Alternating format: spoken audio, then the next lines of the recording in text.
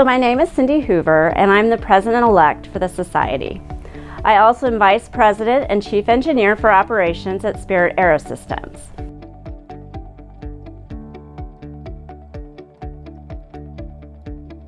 So I'm a graduate of Wichita State University in electrical engineering. After graduation, I began my career at Koch Industries as a project manager in their pipeline division. I spent about 7 years there and just felt a little bit stuck and needed something different, so I contacted my SWE network and found an opportunity to LSI Corporation, where I spent 10 years in a variety of different roles, including program management, Six Sigma, operations management, and eventually I became the site manager of the Wichita facility. During my time at LSI, I also went back to school for an MBA at Friends University.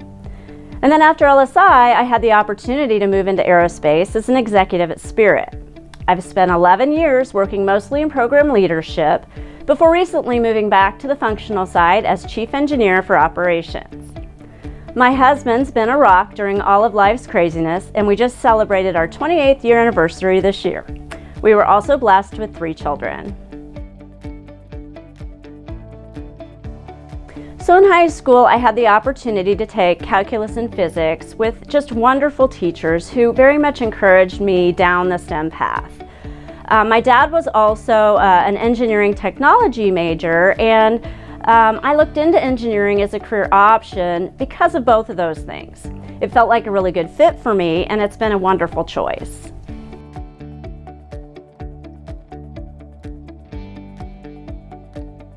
So I joined SWE 30 years ago as a collegiate at WSU. There were a few women in my engineering class, I think maybe a total of 4, and SWE was a great way to get involved in the school and also meet other students that were like me. And so I held my first leadership position as treasurer of the WSU section, and then during my second year in the society, I also was vice president.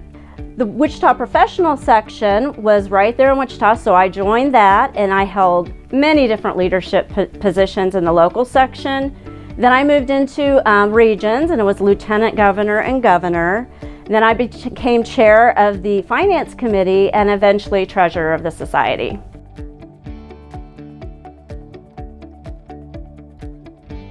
So currently I am president-elect for fiscal year 20. And I don't have any committees that report to me, but I do serve at the pleasure of the president, so I do other things that she may ask me to do, like make sure the governance changes are implemented and serve the Senior Member Engagement Task Force. So I've also looked at my theme for next year, which is We Live, We Learn, and We Lead, which I'm very excited about. So I'm very passionate about mentoring and supporting women as they move into the engineering profession. SWE has always been a constant in my life, where I have made lasting friendships and networks throughout my career.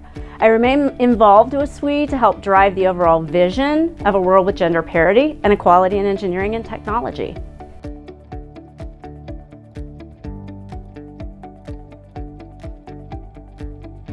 So I do believe that the strength of SWE is in the local connections that you make and the network that you build as a member of the society.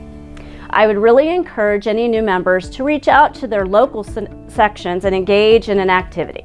It might be a social or a tour or maybe a professional development event, just something to get involved. And then another great way to meet your network is through WE local and annual conferences.